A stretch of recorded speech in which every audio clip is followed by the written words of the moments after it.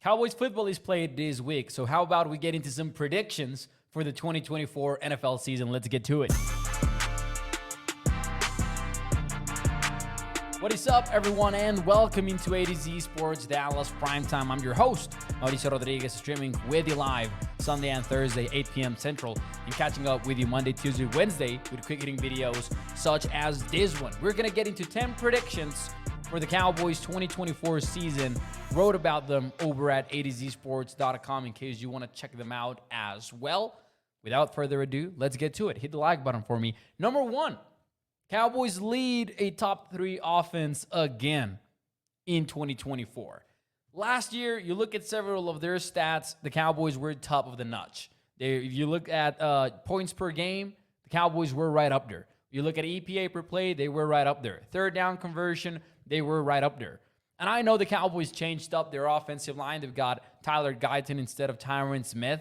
They've got a new center. That might be enough for some people to be cautious about getting hyped about the offense. But the core is the same. You've got Dak Prescott playing quarterback. You've got CeeDee Lamb, first-team All-Pro wide receiver, coming back 2 weeks before the season, sure. But also, I don't know that the chemistry will straight up disappear in its entirety.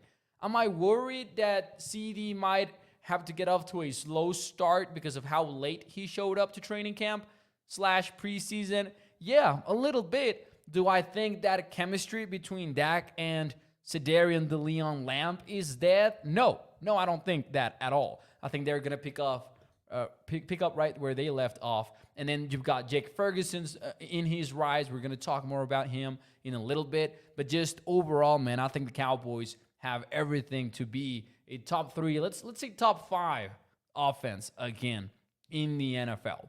Even though we've got some concerns about the running back position, though. Prediction number 2, Micah Parsons reaches a career-high 15 sacks minimum. You think about it, we've talked so much about Micah and this historic start to his career. He and Reggie White are the only 2 players to ever record 3 consecutive 13-sack seasons, 13 sacks being the minimum.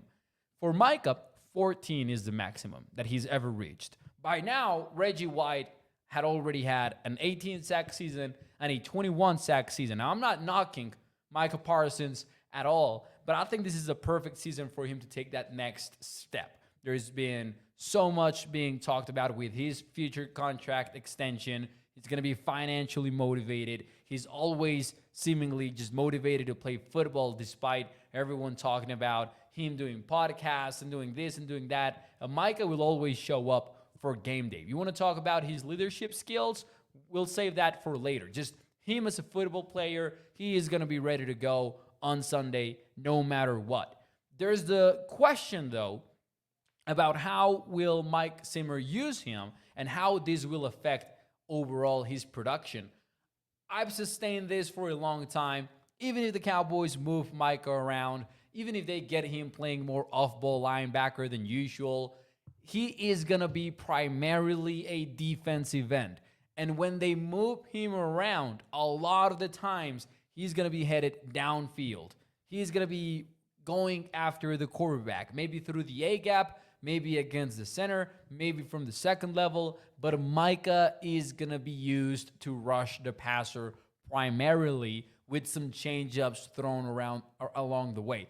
I think that's how it's going to play out, and I think that maybe Mike Zimmer's blitz scheme might change things up for him and might end up generating an impact, a positive one, in his final numbers by the time the season comes to an end. So I think Micah sets a career high in the sack department. And who knows, maybe that even yields him that Defensive Player of the Year award that has eluded him so much. Prediction number 3, we're going to talk running backs now. Rico Dowdle emerges as a clear-cut number 1 running back. It is Tuesday, and on Tuesday, the Cowboys released their first unofficial depth chart of the regular season.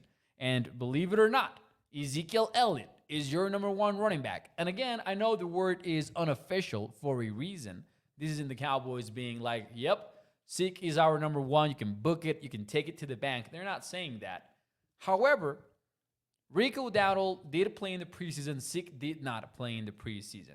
They're kind of giving Zeke this starter treatment, and I'm not sure that is the case. Now, if it is the case, if the Cowboys want to go into 2024 and be like, Zeke is our guy, I think that will end up changing. I think Rico Dowdle will emerge as the number one for a variety of reasons.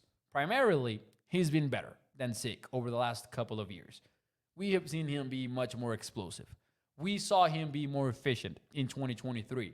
Sure, Zeke has the upper hand in terms of him being the workhorse. He has been a workhorse. Rico Dowdle has never been that. He's been a rotational number two. That was his best last year with Tony Pollard in Dallas. So that might be a question mark, but I think he's better. I think pass pro-wise, a lot of people like to praise Zeke for that. I think Rico might have the edge versus Zeke in that department just because he's been on this scheme before, and we know it's a complicated scheme for running backs as far as pass pro goes, because that's one of the big changes that Mike McCarthy made upon taking over the offense. But I think Rico Dowdle doesn't take long to establish himself as the number one guy. And even if the Cowboys want to do a committee of sorts at the position, Rico is going to be the top dog. Prediction number 4, Jake Ferguson. This is a big one. I think Jake Ferguson eclipses 1,000 yards in 2024. I like Brandon Cooks. I'm not going to say that I don't. I think he's a solid number 2. I think his connection with Dak Prescott clearly improved after the bye week last year, and there was an emphasis in getting him the ball, and he was finding him in end zone situations, red zone situations. Dak Prescott and Brandon Cooks took a while, but they connected. They ended up getting on the same page. I'm still not sure we should expect big numbers, though, out of Brandon Cooks. I think he's not the number 2 target on this offense. I think that belongs to Jake Ferguson. And I think that with one full season as a full-time starter under his belt, now it is time for the Cowboys to really emphasize Jake Ferguson in their scheme. I think it is a time for Mike McCarthy to sit down and be like, how do I get Jake Ferguson the ball as part of this game plan, just like they did with CeeDee Lamb last year. So I think Jake Ferguson is going to be target number 2. I think you're going to have a pass-happy offense, and I absolutely believe that could make Jake Ferguson an elite weapon in the NFL. So when I talk about, having a new elite weapon, I'm talking about Jake Ferguson. I'm talking about somebody who has that elite potential. He just needs to be used as such. And not a lot of tight ends reached 1,000 yards. Last year, it was only George Kittle. A year before that, it was only Travis Kelce with those sort of numbers. But he's going to get near 1,000, maybe cross that mark. We'll see. Give me Jake Ferguson on a gigantic year in 2024. Number 5, not going to take a whole lot with this one. CeeDee Lamb earns back-to-back All-Pro honors. Listen, it is difficult for a wide receiver to remain in that top-of-the-hip conversation. It's a volatile position, and a big reason why, it's just the opportunity that comes with it. Who knows if next year, after Justin Jefferson has to play with Sam Darnold for a full season, who knows if we still perceive him as a top dog at that position if Tyreek Hill goes out there and blows it up with the Dolphins, or CeeDee does it again with the Cowboys. That might change. I feel like every year we have a different idea as to who is the best wide receiver in the league. I think CeeDee solidifies himself in the top 2, top 3 conversation by having another strong year. This goes hand in hand with the last point. I think the Cowboys will remain a pass-happy offense, which is something we discussed at length yesterday, in case you want to check that out on the live show. But give me CeeDee back-to-back first-team All-Pro honors, actually. Not just All-Pro, first-team All-Pro. There's 2 wide receivers. Prediction number 6, offensive line continuity takes the next step, reaches a new height in Dallas. You know me, I did not like it when the Cowboys moved on from Tyron Smith. I still think pass protection-wise, you're taking a step back, even with Tyler Guyton being as impressive as he has been so far. That being said, gotta give credit where credit is due.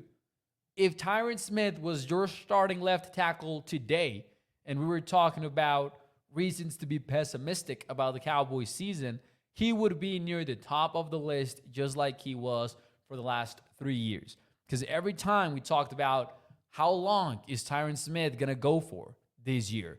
It was an everlasting point of debate. Now, you just don't feel as worried. Everyone can get hurt. A rookie can get hurt, of course, and knock on wood, right? But still, you got to feel much better about the Cowboys fielding the same group of 5 players throughout the season than you did a year ago when Tyron Smith was on that lineup. Mike McCarthy talks about a big game, about just, how important offensive line continuity is for a unit. And it seems like the Cowboys are much more likely to have exactly that going into 2024. Prediction number 7. I think Ozo Odighizuwa blows the hell up in 2024. And I'm not going to lie to you. I don't think it's because he's going to find some magic beans and he's going to eat them. I think it's because he's just going to be so financially motivated. Have you seen the defensive tackle market? Did you pay attention to it in 2024? Because it's blowing up. Defensive tackles are cashing in. And Ozo Odighizuwa, he is on a contract year. And we're talking about Dak Prescott, and we're going to be talking about Micah Parsons, and D-Law is going to be hitting free agency, and Zach Martin is going to hit free agency. He might retire, but still, a lot of big names in that 2025 free agency list. You know what that means? That means Osa might leave after this year, but he's got to cash in. He's got to put on fantastic tape in 2024. So I think after not ever getting to 5 sacks, this is a kind of year where I could see Ozo Odighizuwa just getting 8 sacks, 9 sacks, 7 sacks at worst. Something like that, especially with the Mike Zimmer double A gap looks, and maybe you get more favorable looks for Oza. I just expect a big year out of him. I think there's not a lot of 3 technique depth. I think there's lesser than in previous years. So I think Oza is going to be playing a whole lot more even. Big year coming up for Ozo Odighizuwa. I think he breaks out. And I think the Cowboys just get to enjoy it for 2024. That's my prediction. Next prediction on the list.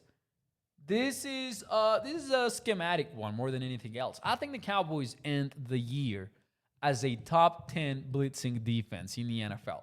Now, I'm talking usage rate. I'm talking about how often will the Cowboys be sending 5 or more at the quarterback. I think Mike Zimmer might have to be very aggressive. We know he likes to be, but it's not like he is Brian Flores or something like that. It's not like he's Martin Wingdale, or Wink Martindale, always happens to me. It's not like he's Wink Martindale and he's sending the dogs every single play, but he's been top 11. He's been top 15 when he's been calling defenses in the NFL. This varies, though, year over year. So it's not like Zimmer wants to blitz because he wants to blitz. He will do it when he needs to.